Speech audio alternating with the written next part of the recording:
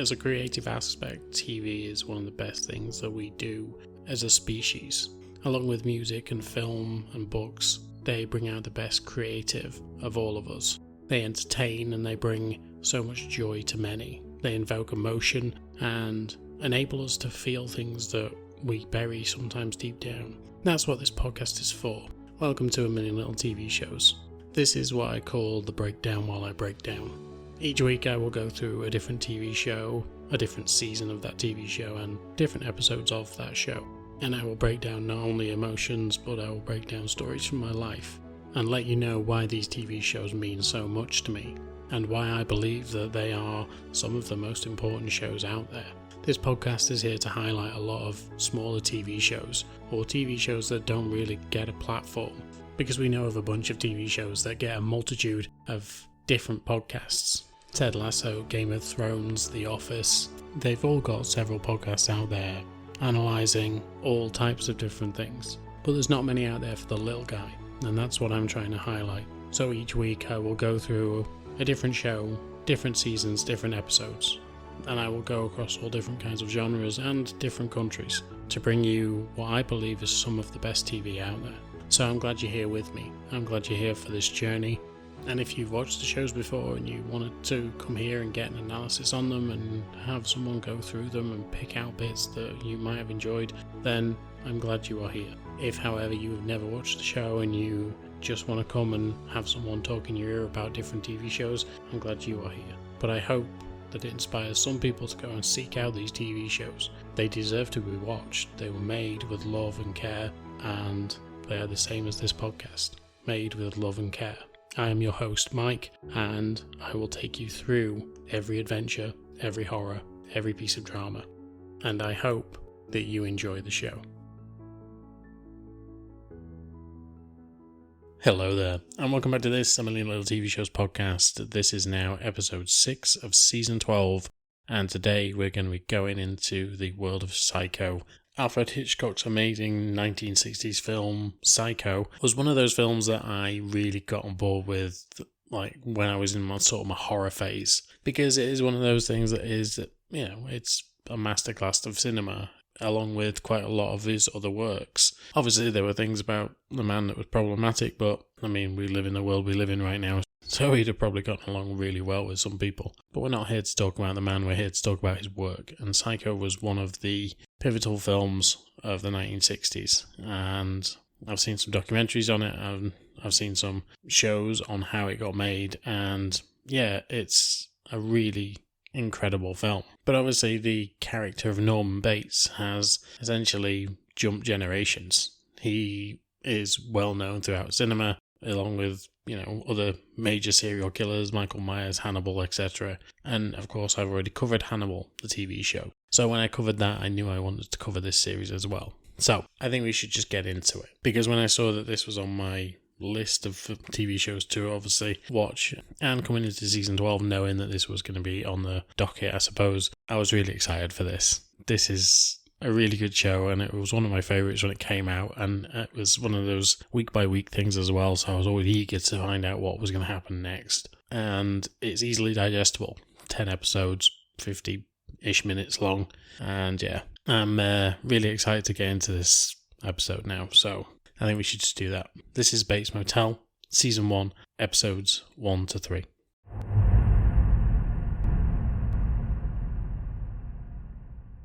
Episode 1, First You Dream, Then You Die. We start off on a really raw note for Norman. We get the very first introduction of him, and it seems like things aren't going very well for him. He finds his father in the garage, and his dad is dead. He then scrambles and runs around the house shouting for his mother, banging on doors and trying to get her attention. However, she is very nonchalant about the way that she acts. She eventually comes out of the bathroom, and Norman is obviously distraught. He tells her to come with him, it's about Dad, and she kind of just strolls through the house. So we can see that straight away something is wrong here. She has potentially killed her own husband. She is very nonplussed about any of it and really doesn't seem to care. So from what we're garnering from that, we can see that he's probably abusive. Now, the film was, I think, set in the 50s, maybe earlier, and this at the start seems to be along that same kind of line. We don't see any modern technology or anything like that. It's only when they go into the motel that we see that they've got quite a modern car or a modern-ish car. And when they eventually get to the motel, we see that they are using modern technology. So, 6 months later after this incident with the dad, Norman and Norma Bates move out to Oregon. Norma, it seems, has done this without really telling her son what she was doing, and she has bought this motel. She wants to build it up and make it a proper viable business, which is fair enough. She thinks it's on a good route, and as long as they don't build the new main highway through the town, she is going to be fine. That is pretty much the only way in and out at the minute. So she's got a good chance of actually building a good business here. However, if that road comes through, well, maybe not. And so we've got Norma, who is played by Vera Farmiga, and Norman, who is played by Freddie Highmore. So we know that Vera has a lot of really good acting chops and a lot of, terrifying roles. She's in The Conjuring and things like that. So I probably pulled up on that, but I think it's The Conjuring that she's in. I know she's in multiple horror films. So she's definitely got like a horror background. So being in this is a really good start for her. And Freddie Highmore I didn't know a lot about, but when I saw him cast as Norman, I just thought he's absolutely spot on. So yeah, I was pretty happy with that casting, and throughout they are both excellent. So with Norman being in this new town, he goes to school, obviously doesn't know anybody. However, on the very first day, even before he gets into school, a girl named Bradley Martin approaches him. She seems to be fairly popular, she has a gang of girls around her, and she has their friend drive him to school with them, and Bradley sits in his lap. Bradley is played by Nicola Peltz, which she was in the news quite a lot in recent months, so it's only coincidence that I'm watching it at a time when she has been in the news so much. With her husband Brooklyn Beckham and obviously the controversy with David and Victoria, but it's interesting nonetheless that I saw that name as soon as I came on and was like, oh yeah, they've been in the news quite a lot lately. But he goes to school and, Nicola Peltz is a good-looking girl, so therefore Bradley Martin is a good-looking girl, and he's charmed by her. Of course he is. He's a young guy, moved to a new town, and all of a sudden a pretty woman is interested in him. So, a pretty girl, they are in school. Let's not try and distinguish between women and girls right now, because that's a debate that's been had quite a lot recently as well. So, she is a pretty girl. She is in school. She is a child. But these teenagers, they're attracted to each other, or it seems like they are, and he's enamoured with her straight away. That night, she even comes over and invites him out to a party, even though he doesn't know it's a party. He thinks they're going studying, but they end up going to this party. Prior to this, however, Norma and Norman had a visitor at the motel, or at the house near the motel, which is where they live. And it was the previous owner's family. He basically comes over and makes a big show of himself and says that his family owned that for generations and therefore it's his and blah blah blah, and obviously it's not. Like, you've obviously sold it or you've lost it somehow, so be on your way kind of thing. But he makes a fucking show of himself, and then later on when Norman has actually snuck out, because, well, it's kind of what teenagers do, especially when the opposite sex is involved, or maybe even the same sex, but especially when it's someone that you're attracted to, you want to be around that person, and, if they invite you out, you want to be there. So Norman goes off with Bradley and her friends. And while he is out of the house, Norma gets a visit. This man, Keith Summers, is the one who actually came and caused a fuss earlier on. He breaks in, and it's a quite harrowing scene watching it. With everything that's going on, or been going on recently, especially in the US government and what have you, it's very difficult to watch a scene like this where a man essentially ties a woman up and abuses her. She was raped. There's no way of putting it other than that. But thankfully it doesn't go too far, and Norman manages to get back just in time, and he smacks Keith over the head. He helps his mother, and eventually Norma just ends up taking this guy out. She stabs him to death on the kitchen floor. And it's a real opener to this show. It's obviously an origin story for Norman and how he got to be the way that he is throughout the Psycho films, because there are multiple, but mainly, obviously, the first one. And just the reason that he loved his mother so much. We can see how much he does love his mother throughout but he is very highly strung and seems to not be able to process the world very well. And it seems to be that his mother is the one who guides him through the world, and once she starts to not let him do the things that he wants to, he gets a little bit off with her. He gets ratty. And once Keith is actually dead, Norman really isn't able to process what has happened. Again, he gets guidance from his mother, and his mother seems to be very kind of matter-of-fact. She knows how to clean things up, she knows how to get things in order, so it looks like nothing actually happened there. And they manage to dispose of the body, even though they do get a visit from the sheriff while they are trying to clear things up. But eventually they get rid of the body. Norman goes to school the next day and ends up throwing up because he really can't stomach what's happened. Now, by the film Psycho, we can feel that he's kind of proficient in what he does. We know he's got a system, we know he's got the hole in the wall that he watches people in the shower, and then he goes, changes into his mother and goes and kills those people. Whereas at the minute, we know very little about him, but we know that he is really not used to any of this. His mother seems to be very adept at what she's doing, but Norman isn't whatsoever. So when he ends up going to school the next day, he ends up throwing up. And this is where we meet Emma Ducody, who is played by Olivia Cooke. And Emma actually has cystic fibrosis. And so when she sees Norman being sick, she tells him she is used to that kind of thing. And she seems to have a little bit of a sympathetic eye for someone like Norman. But we see that Norman and Norma have now started to settle into their new home. We do also see that there is something very odd about their relationship. It seems that they are very, very close. Now, I mean, I'm not close with my mom. I love her to bits, but I'm not close with the woman. And yeah, it's kind of weird for me looking at a relationship like that.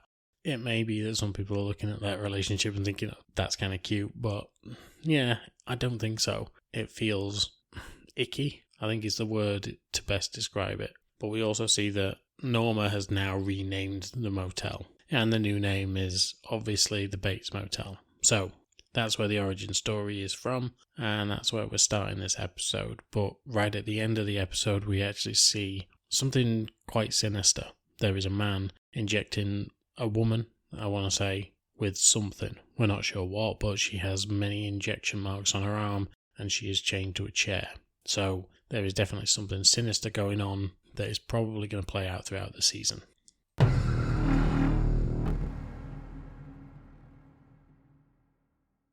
Episode 2. Nice town you picked, Norma. So we get introduced to a character that I didn't agree with at first, but once I actually saw how the character developed throughout the season, I kind of got on board with, and that is Dylan. Now, Dylan is the half-brother of Norman, but they share a mother. That's the half. But Norma just dislikes Dylan so much. She didn't stay with his dad and then ended up getting pregnant with Norman, and Dylan was brought up in the same household as them, but he was always the one sort of shunned to the side. Whereas Norman is Mummy's little boy. Dylan's a few years older than Norman, but you can see there is obvious tension there. Now, before tension can get too much within the house, Norman heads out to school and is witness to an accident. It seems that a car is driving down the road at incredibly high speeds, nearly knocks Norman over, but when the car rolls past, at this point he's talking to Bradley, and Bradley recognises the car as her father's. She runs over to the car, and in the driver's seat is her father, and he is not in a very good way, and that is a fucking understatement. The man has essentially been burnt alive. He still is alive when they open the door, but he needs medical attention very fucking quickly. Norman runs over and tries to help out, gets the door open on the car, and then they get him in an ambulance and away from all of this. The sheriff turns up, and the guy doesn't like Norma for whatever reason. Straight away from when she comes into town, he is suspicious of us, and it's a really odd relationship that he starts having with her, in the way that he is very demanding, very pushy, and he comes on really strong. I didn't like the character when I first saw him, and I don't throughout the first season. He gets more tolerable as the season goes on, but this initial run for him didn't feel great. He feels like he's harassing Norma for no particular reason other than someone who used to live in that house has now gone missing. So, yeah, it just doesn't sit right with me, this whole thing with him. He's always given her an eye of suspicion, and it just feels like she's not done anything wrong yet. I mean, we know she has because she's murdered a man, and we also know that she murdered her ex-husband, but by the by, the sheriff doesn't have any reason to suspect her just yet. And yet, he continues to be suspicious of her, and I suppose you could say that as a cop he should do, but yeah, not in this situation, I don't feel. I feel he comes on a little too strongly. And if he is suspicious of her, he isn't playing his hand very close to his chest. He's literally exposing his cards at all times. But he turns up to investigate, and when he does, they find a truck, and his team go off to explore what this truck could mean, because it's quite close to the scene that this is all happening, and there's a bunch of equipment in the back. Norman, however, he goes over to the hospital and he goes and sees Bradley. But her boyfriend, who, well, you can understand why he is the way that he is. He's protective of his girlfriend, but that doesn't mean that he has to be such a dick towards Norman. But he is. Once again, he is a total dick towards him, just like he was in the first episode. And he can see that Bradley is kind of stringing this guy along, because it's what Bradley does. I don't know if she means to, but yeah, she certainly is trying to string Norman along and make her boyfriend jealous at the same time. We actually see at the beginning of the episode that Norman is looking at this pamphlet or this booklet of drawings that he's found within the motel. And they are of women in all sorts of horrendous positions, a blindfold on their face, gags in their mouths, tied up, and it's a little bit disturbing.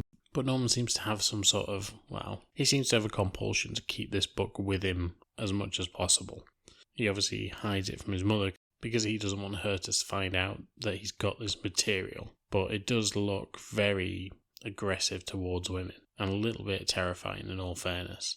And the fact that Norman is studying it so carefully. But once Emma comes over and comes to see him, she actually sees this book and says, look, I've read manga, I've read all sorts of anime stuff, and I'm kind of used to this. She looks at the drawings and says they're really good, and then she wants to actually go and study them because she sees something that Norman didn't see. Norman sees a lot of the sexual/BDSM side of things, whereas Emma sees something different. She sees a story within the pages. And eventually she ends up deciphering that story, and she finds out it's about 4 girls that came to this town and they were sold into sex slavery. Eventually one of those girls died, and the other 3 had to bury them in the woods. And this is all shown in these graphic pictures.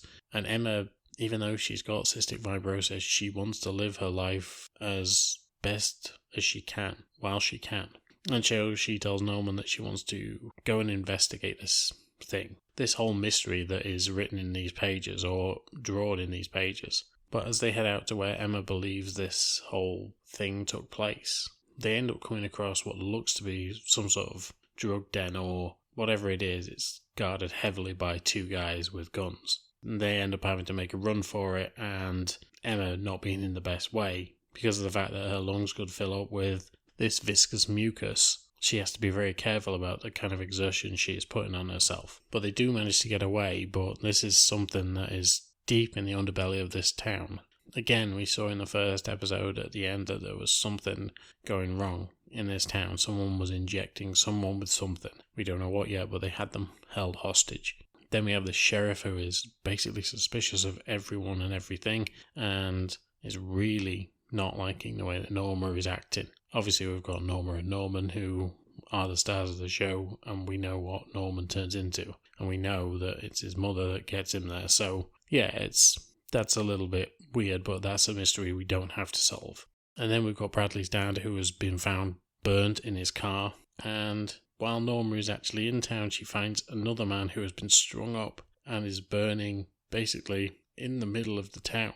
The police have cordoned it off, but they haven't actually done anything to stop the body from being on fire. It's literally burning in the town square and in broad daylight as well, so someone must have seen something. But as we go along, we see that this town is getting more and more dodgy, and that is something that Dylan gets into as well. After his whole introduction to the show, he goes to a strip club, And while he's there, he makes an acquaintance who essentially offers him a job on the spot because Dylan sees that this guy's got a lot of money and Dylan wants money. So this guy decides to take him and introduce him to his boss. Now, it seems that this guy, whoever he is into something very dodgy, and he is about to get Dylan into something very dodgy as well. But the other thing you've got to ask yourself is, in this town, is there a link between the dodginess that Dylan is now getting into and potentially these murders, these burnings of people? We're not quite sure yet, but obviously the mystery will be uncovered as we go.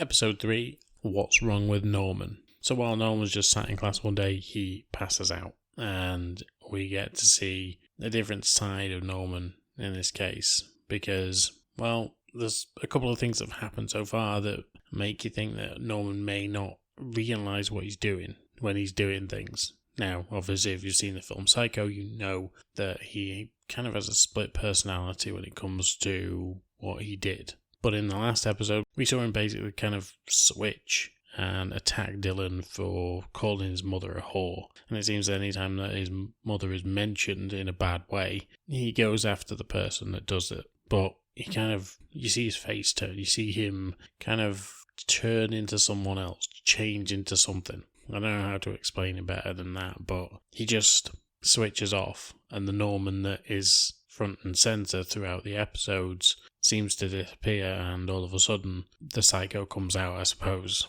And so we're maybe seeing something of that in these fainting sessions. Apparently he's done it before when Norma is asked about any previous issues that Norman has had with his health. But eventually she ends up just checking him out in the hospital. She thinks that everything's good with him and she knows how to control her son and look after him, and she doesn't need the help of anyone else. She's a very protective mother in that way. And she ends up taking him home. Now when she gets there, the police have already been there. The police have turned up at the house. Once again, this sheriff kind of feels like he's going out of bounds on everything. But he's turned up with a warrant, and he and his deputy have started to go through the house.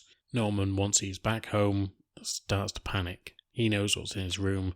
He knows that there is a belt in his room. And it is the belt of Keith Summers. He took it off the man's body as a memento of what happened. Norma points out later on that is a little bit weird that he kept a memento of the time that his mother was raped, but it was more the fact that it was the first kill that his mother had done, and by extension that he had done as well. He came in and he was an accomplice to it. He smacked the guy over the head first, and then his mother ended up killing him. But anyway, he has kept this belt, and he kept it under his bed. So Norma starts to freak out, because Norman shouldn't have kept the thing, and now there is evidence in her house, but it turns out the evidence is gone. So the police must have this now. While being in town, even though she has got on the wrong side of the sheriff, the deputy, however, is a little bit more in favour of her. He seems to have a bit of a soft spot for her. And so she goes to speak to Deputy Shelby, and he actually reveals that he found the belt. He knew what it was, and he knew that the sheriff would start asking more and more questions, and he likes Norma and he likes Norman. He doesn't want them getting hauled in because they stood up to a bully. Keith was always a bully, and he was a nasty piece of work, and okay, it's not okay to say someone should die, but he kind of deserved what he got, especially after what he did to Norma. And so the deputy basically says, I'll keep your little secret. You don't have to worry about the sheriff getting on at you. I'll try and tame him. I'll try and rein him in because, well, he's not got any real evidence that you've done anything wrong. But also because he has such a soft spot for her, the two end up kissing, and, I mean, we can only infer that maybe they ended up sleeping together. Norma comes home and tells Norman all of this. Not the sex bit, obviously. That'd be fucking weird. But she tells him about all of it. That this deputy is trying to help them out, that he knows that Keith was a bad guy and that we don't have to worry anymore. Everything's going to be fine. We just need to keep this deputy sweet. However, like I've said, Norman has this other side to him. And while he's laying in bed that night, he actually starts to think. He believes his mother walked into his room and tells him that, you know what you have to do, Norman. You have to go and get that belt. You fucked up and you need to rectify it. But of course, it's not his mother. It's all in his imagination. He thinks that this is what she's saying, but it's actually him just telling himself that he needs to get out there and he needs to do something. He'd already been told earlier on in the episode by Dylan that if he doesn't start to go outside and do things and live his own life, that his mother will start to actually control him more. And so maybe he needs to start to cut ties with his mother, but Norman doesn't listen. He only ever listens to his mother, really, and he only listens to his mother when it's him speaking as her. And so he sees a vision of her, but he doesn't see her. He thinks about the fact that she's talking to him and telling him to do something, and he does it. So the thing that he is told is to go and get the belt. He heads over to the detective's house, but what he finds isn't what we were expecting him to. In the last episode, I talked about a little book with certain pictures in it, and a story within it that told of 4 women coming from China. I didn't say it was China before, but they were 4 Chinese women, and they ended up being sex trafficked. And it turns out that one of the girls actually is in the basement of Deputy Shelby. He essentially has set himself up with what looks like some sort of porn studio. And Norman, snooping through the house, manages to find his keys and heads down to the basement. When Norman gets down there, however, he finds this girl tied up. This is the girl who was getting injections in the first episode. So we know now who the perpetrator is. It's the deputy. But just as we see this poor girl in the state that she's in, and the fact that she is in, well, what looks like hell in all fairness, we also see the deputy pull up outside of his house and head inside. And to find out what happens, we're going to have to come back next week. Or at least in 2 weeks.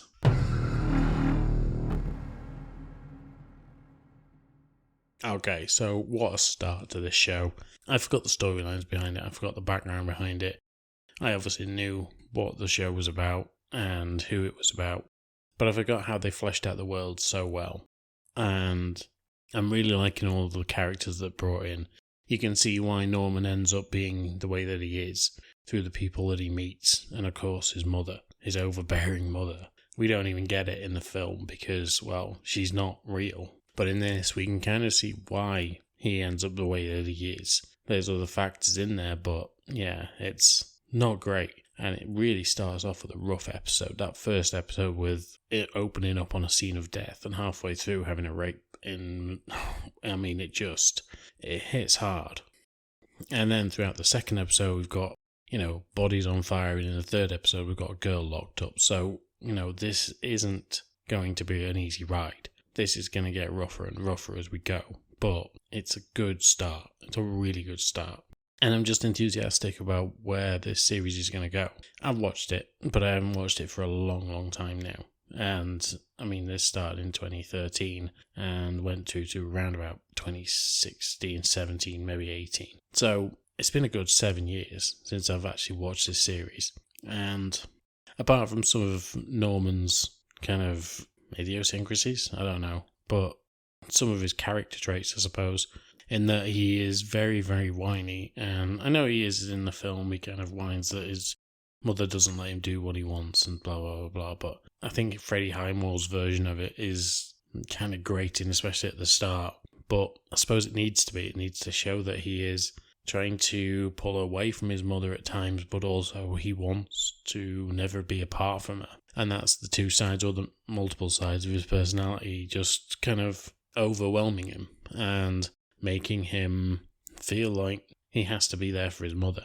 Again, like I've said, the fact that Dylan came in, I didn't particularly like it at the start, but I do understand the reasoning behind the character. Like I said, it's fleshing out the world. It's making sure that there is more to this than just Norman and his mother.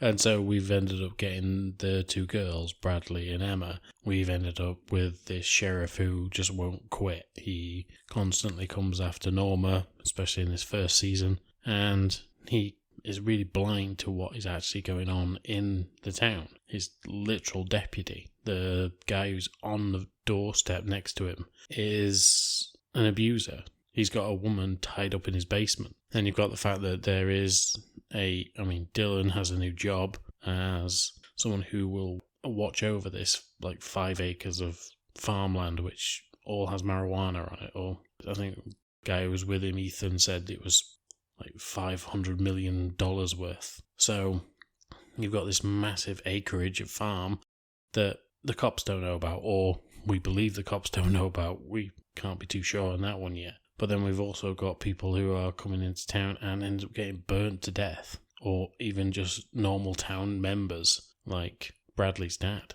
They end up getting burnt. So for a sheriff who is suspicious of everybody, including the new person who comes to town, who happened to just have an argument with the guy who you're going to have an argument with. The guy was never rational, and nobody thinks that he's ever going to be rational, and he turns up at your house knocking on your door. You're going to end up having an argument with him. But because she's had this argument, now that he's gone missing, all of a sudden she's the suspect. When it seems there were a lot of people in that town that didn't like him in the first place. So, yeah, make it make sense. Just that a little bit. Especially when it comes from the cop who's trying to pull her in. Like, it's a little bit ridiculous. He needs to be less suspicious about Norma. I suppose he needs to be less suspicious, but he's got a lot going on in that town, and he needs to be looking more at others than new people in town, even though we know the threat that they pose. But anyway, I'm really happy I'm revisiting this show. I'm so glad I get to do this, and yeah, it's going to be a wild next couple of seasons, because I'm going to be doing this for the next 5 seasons. I've got to watch the whole thing, and I hope you come along for that journey with me. But anyway, I'm done for today. I thank you for your time. I thank you for being here, liking, sharing, subscribing, all that stuff. Please do it. It really does help. But until next time, I will speak to you soon. Bye. As always, thank you for listening to this podcast, and you could really help me and the podcast by giving a like, share, subscribe on all major platforms that you listen to podcasts on. As an independent podcaster, this will just help me exponentially when it comes to actually doing more things with this podcast. I truly do enjoy this, and I absolutely love revisiting these TV shows with you guys. So any engagement from you is always welcome, and I will try and listen to all of you when you give suggestions or just tell me what you think about the podcast. But once again, thank you for listening, and until next time, I will speak to you soon. Bye.